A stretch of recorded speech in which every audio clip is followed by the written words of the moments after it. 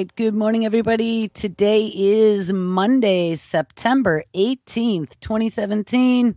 And this is Before the First Cup with Jules here on UCY.TV. Happy Monday, everyone. It is a warm 68 degrees and partly sunny here in upstate New York. So where do we leave off on Friday? We titled the show Brain Internet, BMI, as in brain machine interface, EEG, EMG, neurons, AI, mind monitoring, and Internet of Things. And I have to say thank you to the 132 listeners we got on the show on Friday. That's pretty awesome. We covered a lot of crazy things about new ways for them to tap into our neurons and be able to remotely control devices such as keyboards or mice, monitors, and some of the new technologies that are being rolled out as part of this 21st Century Cures Act that had a whole section about brain illness and illness monitoring. And we have all kinds of new products. We read about that Emotiv little headband that you could put on, and they have full dashboard statistics. And one of the experiments that they want to do is to put anyone who wears one of these devices utilizing an EEG to put their readings online for research, of course, and for anyone who wants to see them. And it's got to be very concerning because as this technology is rolling out and they are able to wirelessly connect, as they start understanding all the chinks in the human armor and how the brain works and how the body works and how the environment works, they are able to put supercomputing power behind some of these technologies to be able to crack secrets that they never thought before possible. I came across an infographic yesterday titled The Evolution of Brain-Computer Interfaces. Imagine a world where machines can be controlled by thought alone. This is the promise of brain-computer interfaces using computers to decode and translate human thoughts into machine commands. Here's a look at the evolution of brain-computer interface technology, its current state, and its future prospects. Types of brain-computer interfaces. Number one is invasive. Signal transmitting devices are implanted directly into the brain's gray matter. This method produces the highest quality signals, but scar tissue can build up and cause signal degradation. They show a couple different heads and brains and how they put these little devices in there. Then there's the next one is partially invasive. Devices are implanted within the skull, but not within the brain tissue. Produces higher quality signals than non-invasive techniques by circumventing the skull's dampening effect on transmission, and it has less risk of scar tissue buildup. And last but not least is the non-invasive. This involves simple wearables that register the electromagnetic transmissions of your neurons with no expensive or dangerous surgery needed. This is just one of those little skull caps. This technique is certainly easier, but suffers from poor resolution caused by the skull's interference with the signals.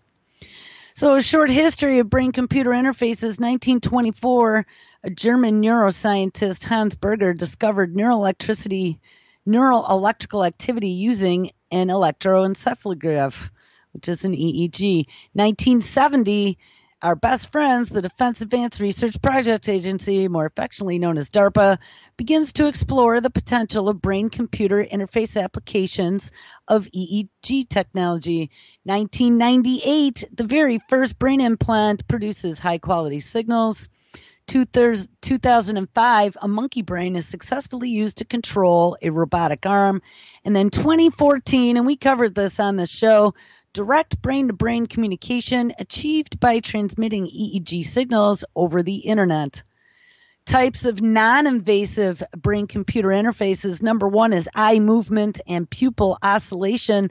Now, interestingly, we just covered a story the other day about a smartphone application that is coming to be able to gauge head injury by your pupil oscillation when you use the flash on your smartphone to stimulate your eye. Also, electroencephalography And number 3, magnetic resonance imaging, MRI, and magnetoencephalography. Applications of brain-computer interface are direct mental control of prosthetic limbs, neurogaming, which is interacting with a video game in a virtual reality environment without the need for a clumsy interface. All you have to do is think about it. And we covered a story on Friday about them playing video games just with little twitches of their fingers as researchers had discovered how to hijack the brain signals going to the musculature of the arms. And then last but not least, we have synthetic telepathy, which is the establishment of a direct mental connection or communication pathway between minds. And that's some of that hive technology that they are working on. Use of the brain-computer interface in telerobotics will allow human operators to directly link with robotic machines, which would be granting us a new way to explore alien worlds, which would be like MechWarrior, connected via your mind and virtual reality. Also handling dangerous materials, and how to perform remote surgeries. Let's just not have a connection issue. The wealth of new possibilities for interfacing with computers opens up, including linking to the internet, uploading our memories to the cloud, etc., just like Kurzweil's wet dream. And it will effectively erase the divide between the disabled and the able-bodied. Of course, it's all in the name of curing you. So that was a brief history of brain-computer interfaces.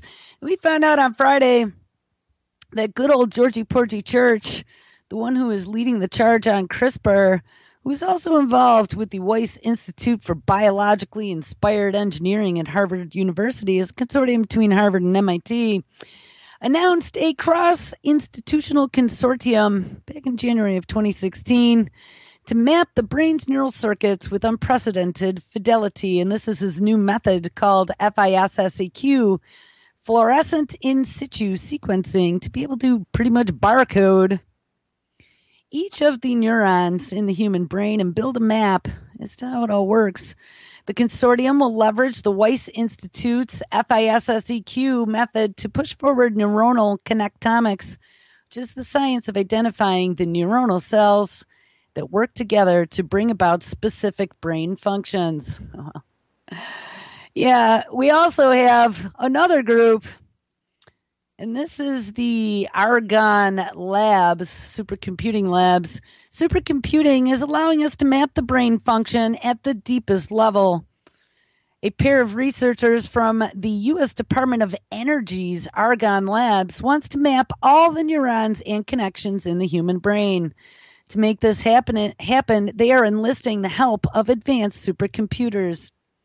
Humanity has so much to gain from the map of the human brain's neuronal connections, but while producing maps sounds simple enough in theory, it is extremely difficult in practice. Our brains have some 100 billion neurons making 100 trillion connections, and mapping this massive amount of information requires that we pinpoint the exact location of every single neuron before we can even hope to understand how they communicate with one another. I wonder if George Church's little project with IARPA, that is the intelligence agency's DARPA, to map the human brain, is going to take a part in that. Taking a team approach to this task can make it slightly less daunting, and that's exactly what two researchers from the U.S. Department of Energy's Argonne National Laboratory are doing with their new Brain Connectome project. Researcher Doga Gursoy is an assistant computational scientist at Argonne Advanced Photon Source, while other researchers, Bobby Kasuri, is an Argonne neuroscientist. The goal of their joint project is to fully map the human brain, but first, they are starting relatively small by mapping the 75 million neurons in the brain of an adult shrew mouse via a combination of data mining and machine learning. Enabling this process is Argonne's new 9.65 petaflop Intel Cray supercomputer called Theta, and housed in the Argonne Leadership Computing Facility that is equipped with an advanced and flexible software program designed to work with big data problems. Now, I also read that there was an IBM supercomputer in that same lab somewhere too. The basic goal is simple. We would like to be able to image all of the neurons in the brain, but the data sets from X-rays and electron microscopes are extremely large. They are at the tera and petabyte scale, says Gurzoy in a press release. So we would like to use Theta to build the software and code-based infrastructure in order to analyze that data, to map the deepest levels of neuronal connectivity and activity in the tiny mouse brain. Gurzoy and Kisfude first need to produce the data that Theta will later analyze, and this will be accomplished using Argonne's electron microscopes and a high-resolution 3D imaging technique called X-ray microtomography. Once the high-resolution images are taken, they can be fed into Theta, and the analysis produced by Theta's supercomputing powers will provide an image of the mouse brain in depth never before explored. Machine learning will go through these data sets and help come up with predictive models. For this project, it can help with segmentation or reconstruction of the brain and help classify or identify features of interest. After they complete their analysis of the adult shrew mouse's brain, Gursoy and Kushuni plan to move on to the brain of a larger mouse and then maybe a non-human primate. And while the technique won't be ready for the complexity of a human brain for some time now, once it is, the implications could be tremendous. Now, how insane is this? To be able to map a brain in extreme ad nauseum detail. Remember, they're creating those little mini brains. Well, there's a news story, September 7th, 2017. Human skin cells, and those are those iPS stem cells, can be transformed directly into motor neurons. Scientists working to develop new treatments for neurodegenerative diseases have been stymied by the inability to grow human neurons, motor neurons in the lab. Motor neurons drive muscle contractions, and their damage underlies devastating diseases such as amyotrophic lateral sclerosis, which is ALS, and spinal muscular atrophy, both of which ultimately lead to paralysis and early death.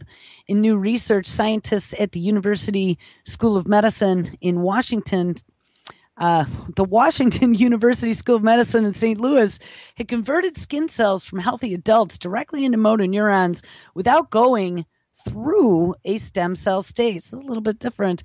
The technique makes it possible to study motor neurons of a human central nervous system in the lab. And unlike commonly studied mouse motor neurons, human motor neurons growing in the lab would be a new tool since researchers can't take samples of these neurons from living people, but can easily take skin samples. Avoiding the stem cell phase eliminates ethical concerns raised when producing what are called pluripotent stem cells, ding ding, which are similar to embryonic stem cells in their ability to become all adult cell types. And importantly, avoiding the stem cell state allows the resulting motor neurons to retain the age of the original skin cells.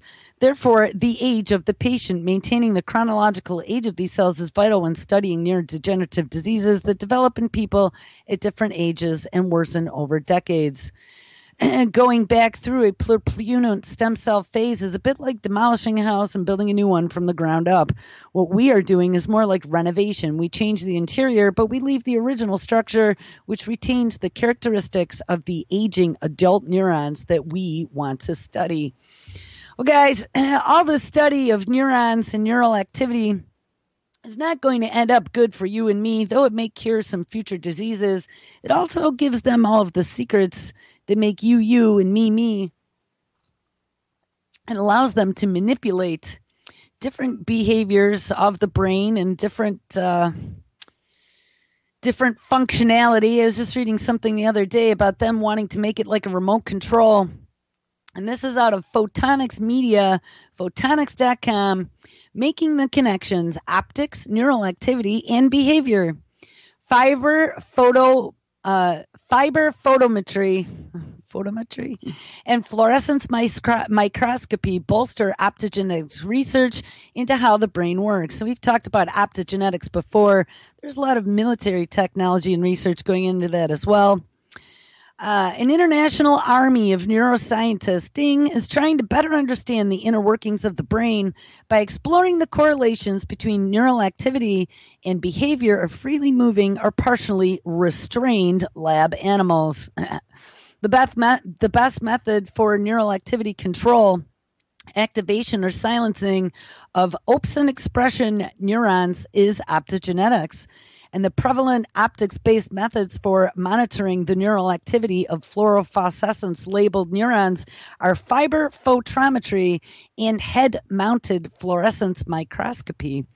Neuroscientists appear equally divided over whether fiber photometry of fluorescence microscopy is the more appropriate method for monitoring the neural activity revealed by excitation of specific fluorophones.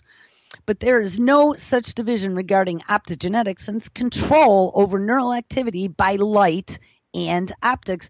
Now, I'm reading this because there is something disturbing as we are seeing more of these electronic devices and applications rolling out into the mainstream.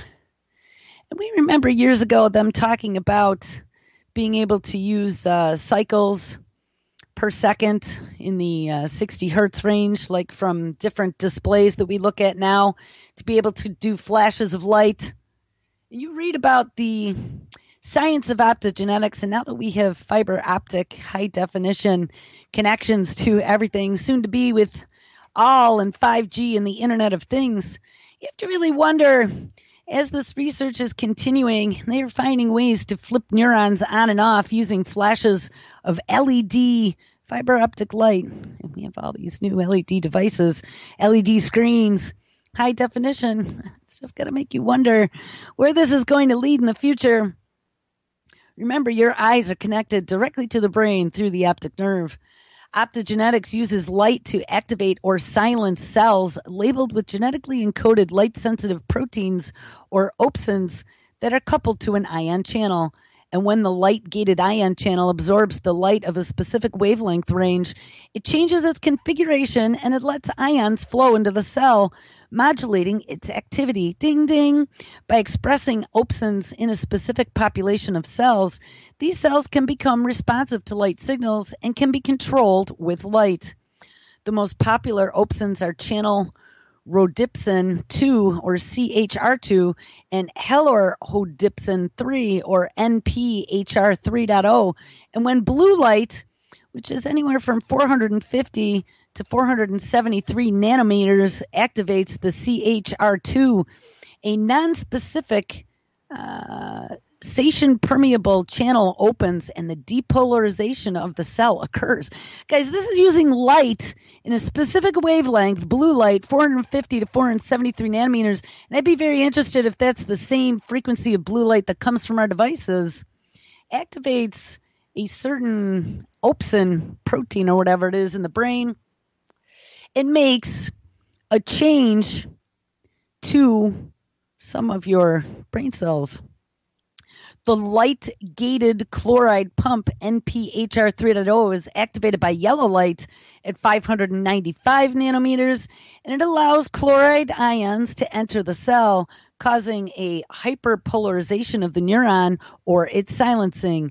The opsin activation light-powered threshold is a few millimeter waves for blue and up 20 nanometers, MW meters squared for amber light. And the direct measurement of neuroelectrical activity in freely moving animals is very difficult because of its fast time scale and the low sensitivities of available sensors. But for these reasons, it is beneficial to use an indirect approach. Calcium fluctuations at the cellular level relate to an underlying electrical activity and can be measured using fluorescent genetically encoded calcium indicators. Variations of fluorescence indicate changes in the calcium concentration, revealing cellular activity. So they can have a direct effect on cellular activity in your brain using light. Now, this brings up an even more interesting story that I ran across this weekend, published September 14th, 2017 in bigthink.com. There are biophotons in the brain. Is something light-based going on?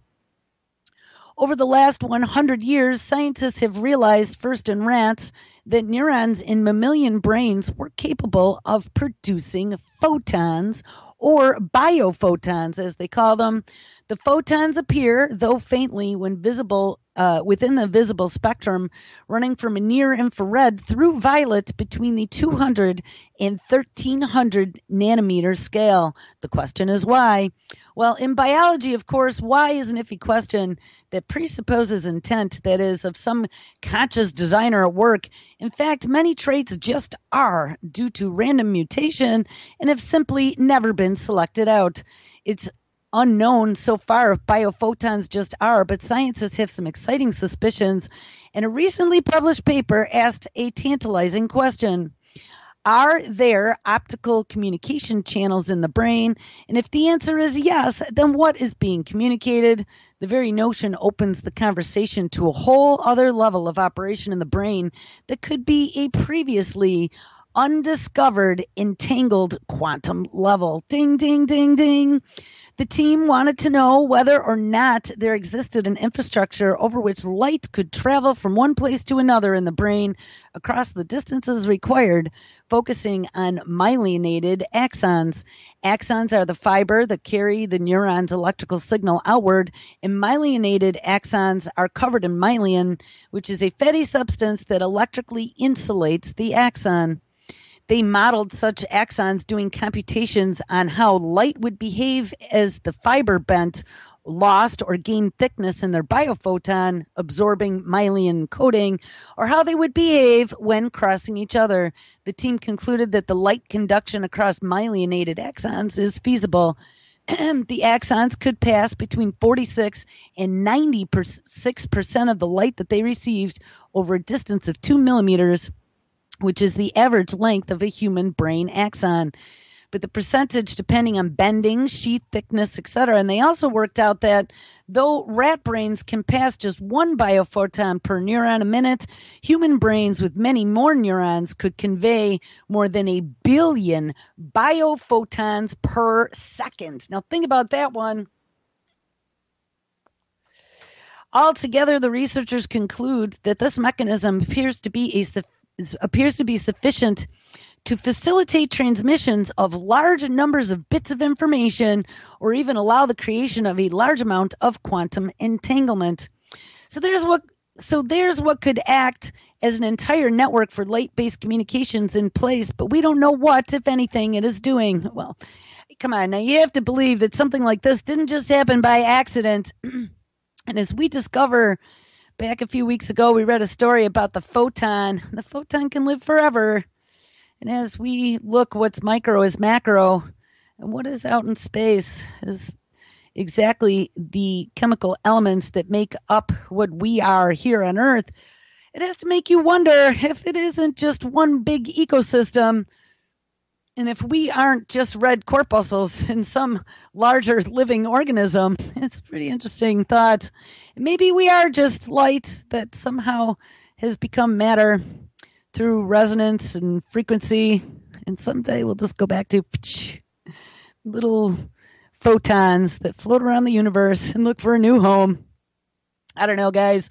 After you have a couple instances where you almost bite the dust, you start thinking about these things, and then when you start seeing all these little research dots connect, they make you go, huh? The researchers proposed a set of in vitro and in vivo experiments for others to perform that could confirm their findings. Meanwhile, did they say entanglement? Well, given the presence here of photons and the possibility has to cross one's mind, since they go hand in hand, as it were, with entanglement. In the paper, the scientists are intrigued in particular with the interactions between photons and nuclear spins, the way the nuclei turn causes different chemical effects, and how that affects things like magnetoreception in animals. And given that there is some distance between the biophotons and the nuclear spins, the scientists wonder if there is entanglement involved, saying that for an individual quantum communication links to form larger quantum networks with an associated entanglement process involving many distant spins, the nuclear spins interfacing with the different axons must interact coherently. This most likely requires close enough contact between the interacting spins and the involvement of synaptic junctions between the individual axons may provide such a proximity mechanism. And since some people think entanglement could be behind whatever process it is that produces consciousness, well, where is that going to lead? And you have to admit that is a pretty intriguing question. So as they are messing around with optogenetics and photons and little flashes of light that we find out can actually affect cellular processes within the neurons, it's going to make you wonder what their intentions are in the end. We found out as part of that 21st Century Cures Act, there were billions of dollars that were being dumped into the Obama Brain Initiative. And the Brain Initiative, they hope by 2025, they have a scientific vision planning documents calling for a budget that reaches $500 million a year by fiscal year 2019 for a total 12-year budget of $4.5 billion.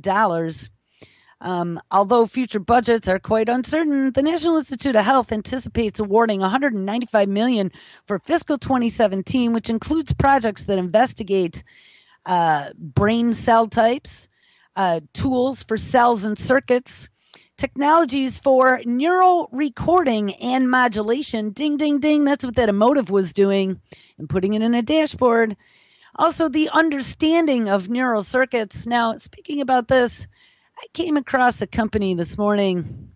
Their name was Thomas Recording, thomasrecording.com. Go under products and then under neuroscience products. And I seem to have stumbled upon their Mad Science Gone Mad Lab. They have a whole bunch of different sections under neuroscience products. The first is accessories, and there's all kinds of little pointy tweezers and, I don't know, little clampy things. Number 2 is amplifiers. Number 3 is chronic recording devices. When you click on that link, you have a little implant with some leads on it that says primate. And then you have another one that has a picture of a mouse or a rat with a little thing embedded on top of its head called small animal. Chronic recording devices. So this would be of implants for neural activity. Number 4 is data acquisition systems, 16 channel systems with a little external box and some software with a whole bunch of different tracks, 16 tracks of brainwaves. We also have eye tracking systems with some robot googly eye cameras. We have another section called micro drives, which are little embeddable hard drives, it looks like, that get embedded right into your skull or somehow implanted on top of your head. The next section is called micro electrodes. We have single electrodes, tetrodes, heptrodes, array electrodes, multitrodes, cluster electrodes, and then manufacturing equipment. We have another section called micro injection systems, which looks like it would be a way to painlessly inject something like this into your gray matter. We have a next section called optogenetic products, and that would be equipment for optogenetics. Optogenetics electrodes, and we've talked about those before. Those are little fiber optic cables, and then optical fibers. We have another section called screws. They look like some sort of bone screws, and there's 4 different types with hex heads and Phillips heads. And then there's a whole software section, and then stereotaxic instruments, which I'm not quite sure what those are, but one is for a primate and one is for a small animal, and they look like mounting stations that you would mount a head into and then implant electrodes so they couldn't move while you're recording them. It's horrifying. So these are the products right now available from a company out there for anyone and everyone who is doing any type of brain research. They have distributors worldwide: Japan, India, China, and South America. I don't know, guys. This to me just seems like a really horrifying field. Micro electrodes and micro drives, these systems were applied in close cooperation with the Department of Applied Physics and Neurophysics at the University of Maltberg, Germany, where these methods have been used exclusively for 25 years in the laboratories of Professor Reinhard Eckhorn and Professor Reitobach. Well, how interesting that it's German laboratories who came up with all this. As a specialist of microelectrodes for the physiology and especially for the neurophysiology research, we were the first company in the world to develop 4 and 7 core quartz platinum tungsten microelectrodes. I wonder who their biggest customers are. I don't know, guys. This is not good, as they are cracking every single one of the secrets of the human brain and finding out ways to stimulate, turn switches on and off inside of the brain. This will give them the ability to remote control us with pulses of light or pulses of sound, let's say, to be able to react the way that they would want us to. Here's the basics of optogenetic stimulation in a broad sense. This is out of the National Institute of Health. In a broad sense, optogenetics refers to the use of optical and genetics together for controlling the activity of proteins and cellular functions, or in other words, optical control of the function of genetically targeted or modified cells. Cellular functions that can be controlled with optogenetics include stimulation or inhibition of cells, gene activation, intracellular signaling, and migration. Types of cells that optogenetics can control include neurons, cardiac cells, stem cells, and cancer cells. Well, that's pretty interesting.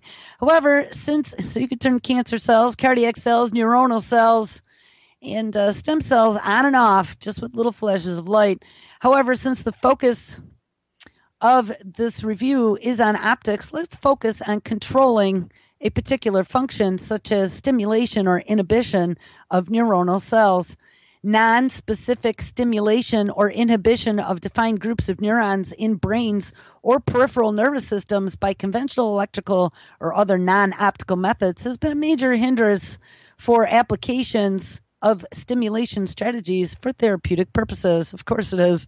Furthermore, the study of functions of specific neurons in native circuitry needs to be precise control of activity, which requires dissection to allow accurate positioning of stimulating electrodes.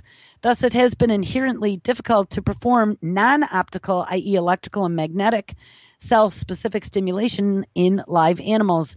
Even with the ultra-fast laser stimulation or light-assisted glutamate uncaging, the problem with selective activation still persists.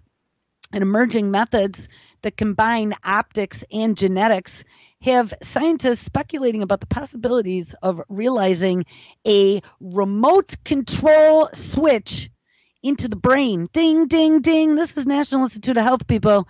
The ingredients for realization of the optogenetic stimulation includes 4 major steps as depicted pictorially. And let me go to the pictor. We have delivery of opsin encoding genes, and then the expression of opsin, and then the light source, which causes the activation of opsin, and then the in vivo analysis, which would be the behavior and the electrical activity, and then the recording of the activity. Synthesis of the genetic construct encoding opsin, delivering expression of opsin in targeted cells, optical activation of optin expressing cells, followed by readouts and modification of constructs to obtain better optical control. Guys, they are looking at building a remote control for a brain, okay? Now, we read about this earlier today, about them being able to control creating different proteins and phytochemicals that are responsible for flipping switches on and off. Out of the many opsins, which are your light-gated ion channels, we read about this channel rhodopsin, which is the CHR2, is an important photochemical switch responsible for phototaxic natures of algae. I-spot of the Cladodomonas rudatieri contains a 7-transmembrane helix protein called the cation channel. The CHR2 is available. And guys, this gets extremely technical, so I'm not going to get into this. How about gene delivery and expression? A second major step of optogenetic stimulation method comprises of delivery of opsin-coated plasmids into targeted cells integrated with the expression analysis using fluorescence imaging. Viral gene delivery provides a convenient and quick approach for media opsin expression. And I thought we had read about them manipulating viruses genetically and putting in Trojan horses with plasmids to go into an organism virally and then genetically modify them. Ding, ding, ding, ding. Future. We're just all going to get genetically virally modified to be able to then react chemically when we have little flashes of LED light, bleep, bleep, bleep, bleep, bleep, from our devices and certain wavelengths flashed in front of our eyes. I don't know, guys, but I'm seeing a few dots connecting here. And I don't have enough education in neuroscience or optogenetics to be able to make a call here. But I can tell you that there's something very interesting going on. Besides wavelength engineering, temporal control of light pulses, and then as pulse width, gap between pulses, repetition rate, is required for controlling and probing neurons. Ding, ding, ding. This can be achieved by the use of functioning generators controlling the drivers from the source, which would be either LEDs or diode lasers, directly or by controlling an external electromechanical shutter in the path of the stimulation light beam. For neuronal activation, periodic pulses having the pulse width of the range of approximately 1 to 500 milliseconds and a frequency repetition rate of between 1 and 100 hertz. Ding, ding, ding. Remember, your monitors are at 60 hertz, are being used, and the gap between the light pulses is decided by the frequency and the duty cycle of the pulse's on-off duration. Further, different non-periodic pulse patterns are generated via computer to optically modulate and probe neuronal function. You know, what if they can probe our neural function right through our monitors somehow? And our built-in cameras, two-sided on our mobile devices. This is really frightening. Top of the panel shows schematics of how a typical laser-based optogenetic stimulation is set up. In this case, the stimulation laser beam is the first expanded using beam expander and shutter and is placed to control the temporal profile. The neutral density filter is then placed next to enable the variation of stimulation intensity. The intensity can also be controlled by other convenient means, and why don't we just hand over the whole spectrum to DARPA's Spectrum Collaboration AI Challenge? I mean, we could have AI zapping us at will. Oh, you're getting a little excited there, Johnny. Tune it down a few notches. You know, and this is going to be the new drug delivery, is just by stimulating a few neural chemicals by a few flashes of light. I'm telling you, this is very possible by some of this what we are reading. For controlling multiple sets of neurons expressing different opsins, multiple colors of activation light beams, and in this case it would be the blue and the green, can be coupled to the same fiber and delivered to the region of interest, as shown in Figure 1 in the brain. However, certain applications require stimulation inhibition of a single neuron, and in such cases, lasers instead of a lamp can be focused using a lens resulting in a spot size of 1.22 nanometers or something, which would equal 473 nanometers, and the diffraction limited spot size is approximately 4, and I don't know, what does the umla and M stand for, which I think is some sort of nano, which is smaller in size of the soma of a neuron. They show a single stimulation using focused blue light.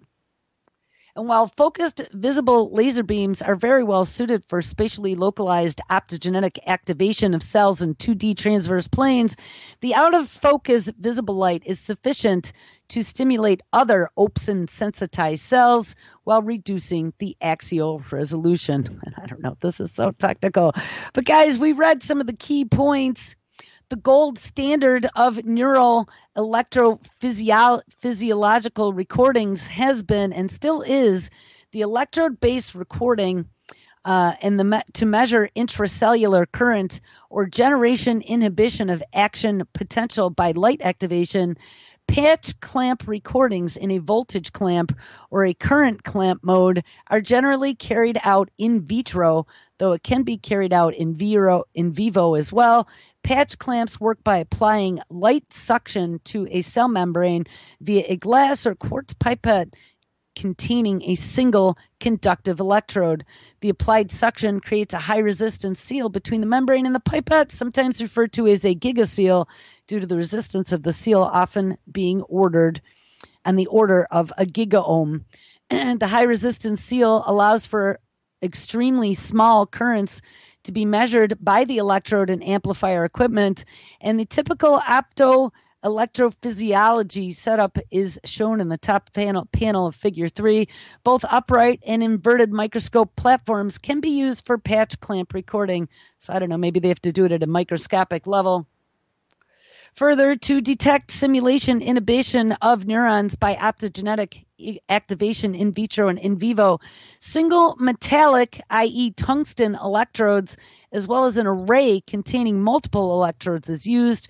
For in vitro measurements, planar electrodes are fabricated for culturing neurons on them, and the 2D array of slanted electrodes or linear array reaching different depths in the brain is used for in vivo electrode recording. I mean, as we're reading this, we probably can't even imagine how horrifying this laboratory must be that they are creating, and then I don't know if they're implanting them, and then as they're clamping their heads down, do they have really high resolution microscopes that are watching what is going on where these little things are clamped? I don't know, guys. This just doesn't sound like any part of an experiment that I want to be a part of. So under applications, let's see if this gets a little less technical. The advent of neuronal stimulation using optogenetics has enabled highly selective activation of specific neurons within millisecond temporal precision. And in contrast to electrical stimulation and treatment, optogenetics is more specific, and multiple types of neurons can be targeted at the same region of nervous systems. Optical stimulations in general are less susceptible to contamination, and a requirement of mechanical stability is less stringent. The light-assisted method has a higher spatial resolution, single cell or multicellular level, as well as a higher throughput, parallel simulations of multiple cells, wide area, and it eliminates a highly challenging requirement of placing electrodes inside of every single neuron of a specific type. Further, the electrical noise reduction is only required during and in cases of the electrical recording and not for stimulation, which would be unlike electrical stimulation.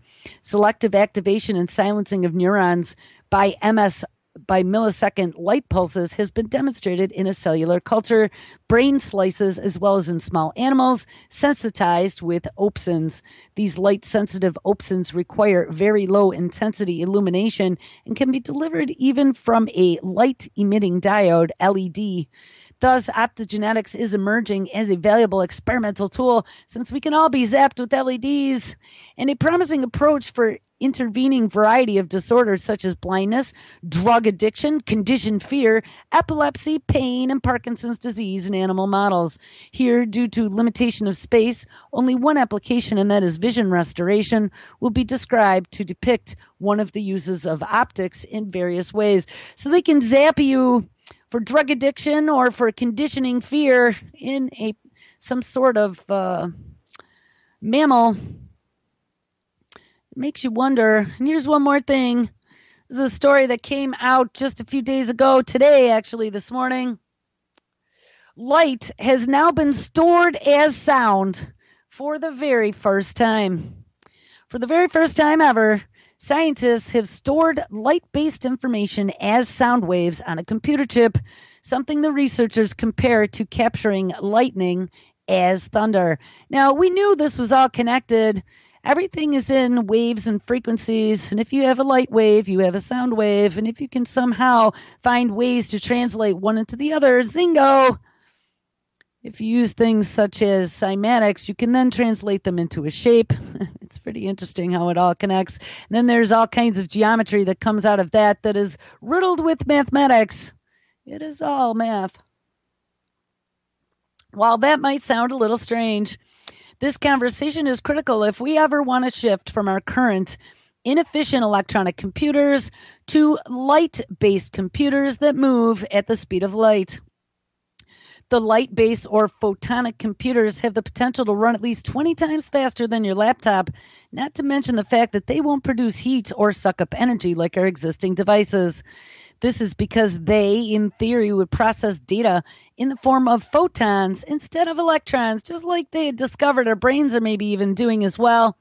And we say in theory because despite companies such as IBM and Intel pursuing light-based computing, the transition is easier said than done. Coding information into photons is easy enough. We already do that when we send information via fiber optic cable. But finding a way for a computer chip to be able to retrieve and process the information stored as photons is tough for one thing that makes light so appealing. It is just too damn fast for existing microchips to read.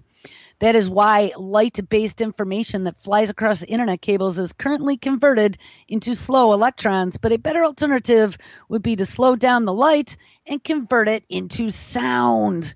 And that is exactly what researchers from the University of Sydney in Australia has now done.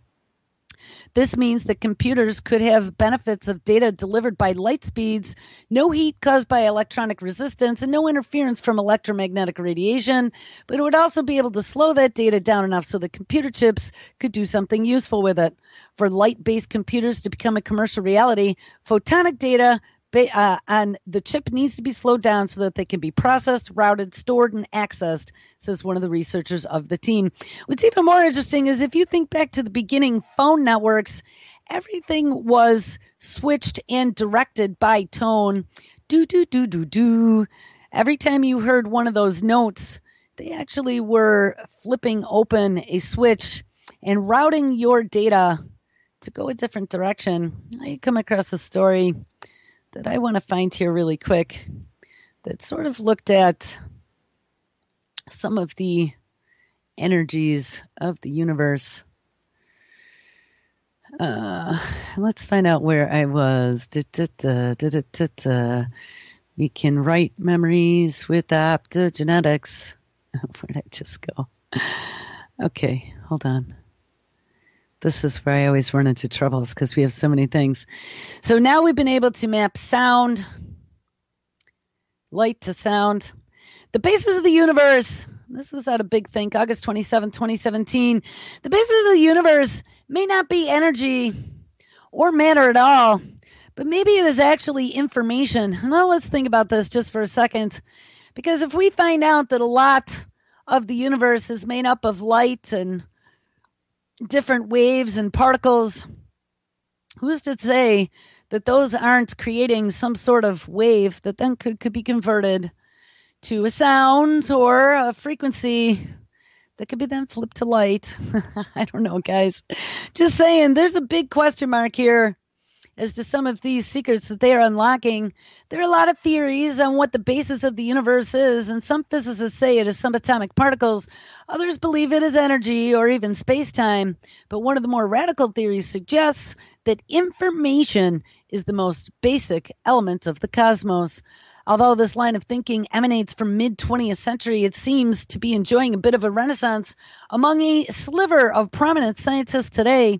Consider, what if we knew the exact composition of the universe and all of its properties, and we had enough energy and know-how to draw upon theoretically, we could break the universe down into ones and zeros, and using that information, reconstruct it from the bottom up. This is what the information the purveyors say it is, and of this view, locked inside any singular component that allows us to manipulate matter any way we choose. And of course, this would take a deity-level sophistication, ding, a feat only achievable by a type V civilization on the Kardashev scale, or maybe an artificial intelligence or a supercomputer. Mid-20th century mathematician and engineer Claude Elwood Shannon is thought the creator of the classical information theory, and though few know of him outside of scientific circles, He's being hailed today as the, quote, father of the digital age. Shannon's spark of genius came in 1940s at MIT when he noticed a relationship between Boolean algebra and telephone switching circuits. Ding, ding, ding, just as I was talking about. Do, do, do, do, do. And here's a picture of Claude E. Shannon with his electronic mouse, Bell Labs, 1952. Soon after, he was hired by aforementioned Bell Labs and devised the most efficient way to transfer information over wires. In 1948, he penned a mathematical theory of communication, essentially laying the foundation of the digital age. Shannon was the first to show that mathematics could be used to design electrical systems and circuits. Before him, it was done through expensive model making and mere trial and error. But today, Boolean algebra is used to design communications and computer systems, hardware, software, and so much more. And basically, anything that generates, stores, and transfers information electronically is based on Shannon's tome. And that is not all. Shannon defined a unit of information, a binary unit, or a bit. And bits are serials of zeros and ones, which help us store and recall information electronically. Moreover, he was the first to transform data into a commodity. Ding, ding, ding. Its value, he says, was proportional to how much it surprised the consumer. Ain't that the case? In addition, he connected electronic communications to thermodynamics and what is now called Shannon entropy measures the disorder or the randomness inherent in any communication system. The greater the entropy, the less clear the message until it becomes unintelligible. And as for information theory, he developed that during World War II while trying to solve the problem of sending encrypted messages over static-ridden telephone or telegraph lines. And that was when Bell Labs became part of the federal government. To look at information theory from a quantum viewpoint, the positrons, the positions of particles, their movement, how they behave, and all their properties give us information about them and the physical forces behind them. Every aspect of a particle can be expressed as information and put into binary code, so the subatomic particles may be bits that the universe is processing like a giant supercomputer. And besides quantum mechanics, since Shannon elucidated it, information theory has been applied to music, ding ding, genetics, investment, and so much more. Science writer James Gleick, author of The Information, contends that it wasn't Shannon but early 19th century mathematician Charles Babbage who first called information the central component of all and everything. Babbage is credited for first conceptualizing the computer way before anyone ever had the ability to build one. The eminent John Archibald Wheeler in his later days was a strong proponent of informational theory. Another unsung paragon of science, Wheeler was a veteran of the Manhattan Project, ding ding, coined the terms black hole and wormhole, and helped work out the S matrix with Niels Bohr, and collaborated with Einstein on his unified theory of physics. Wheeler said the universe has three parts. First, everything is particles, ding, ding, ding. Second, everything is fields. And third, everything is information. In the 1980s, it began exploring possible connections between information theory and quantum mechanics. And it is during this period that he coined the phrase, it from bit. The idea is that the universe emanates from the information inherent within it, and each it or particle is a bit. It from bit. In 1989, Wheeler produced a paper in the Santa Fe Institute where he announced every it, every particle, every field of force, even the space-time continuum itself, derives its function, its meaning, its very existence entirely, even if in some context indirectly, from the apparatus elicited answers to yes or no questions, binary choices, and bits. A team of physicists earlier this year researched conclusions that would make Wheeler smile. We might be caught inside of a giant hologram, they state. And in this view, the cosmos is a projection, much like a 3D simulation. And what's weird is that the laws of physics operate well within a 2D quantum field, within a 3D gravitational one. It is important to note that most physicists believe that matter is the essential unit of the universe, and the information theory's proof is limited. After all, how would you test for it? Well, if the nature of reality is in fact reducible to information itself, that implies that a conscious mind on the receiving end to interpret and comprehend it. Wheeler himself believed that in a participatory universe, where consciousness holds a central role, and some scientists argue that the cosmos seems to have scientific properties which allow it to create and sustain life. Perhaps what it desires most is an audience captivated by its awe as it whirls in prodigious splendor. Most modern physics has hit a wall in a number of areas. Some proponents of information theory believe that embracing it may help us sow the rift between general relativity and quantum mechanics, or perhaps it'll aid in detecting and comprehending dark matter and dark energy, which all combined are thought to make up 95% of the known universe. So storing lightning inside of thunder, researchers are turning optical data into readable sound waves. Researchers at the University of Sydney have dramatically slowed digital information carried as light waves by transferring the data into sound in an integrated circuit or a microchip. It is the first time this has been achieved. Transferring information from the optical to acoustic domain and back again inside of a chip is critical for the development of photonic integrated circuits, microchips that use light instead of electrons to manage data. These chips are being developed for use in telecommunications, ding ding, optical fiber networks, and cloud computing data centers where traditional electronic devices are susceptible to electromagnetic interference, produce too much heat, or use too much energy. The information in our chip in acoustic form travels at the velocity 5 orders magnitude slower than optical domains. It is like the difference between thunder and lightning, she said. This delay allows for the data to be briefly stored and managed inside of the chip for processing, retrieval, and further transmission as light waves. Light is an excellent carrier of information and useful for taking data over long distances between continents through fiber optic cables. But the speed advantage can become a nuisance when information is being processed in computers and telecommunication systems. To help solve these problems, lead authors both from the ARC Center for Excellence in the ultra-high bandwidth devices for optical systems have now demonstrated a memory for digital information that coherently transfers between light and sound waves on a photonic microchip. It was fabricated at the Australian National University's Laser Physics Center as part of the Center for Excellence. Our system is not limited to a narrow bandwidth, so unlike previous systems that allows us to store and retrieve information at multiple wavelengths simultaneously, it vastly increases the efficiency of the device. And guys, if they can go between light and sound, All right, guys, make sure you stick around. Today is Monday. That's a good news tonight. Catch up with you tomorrow. Everybody.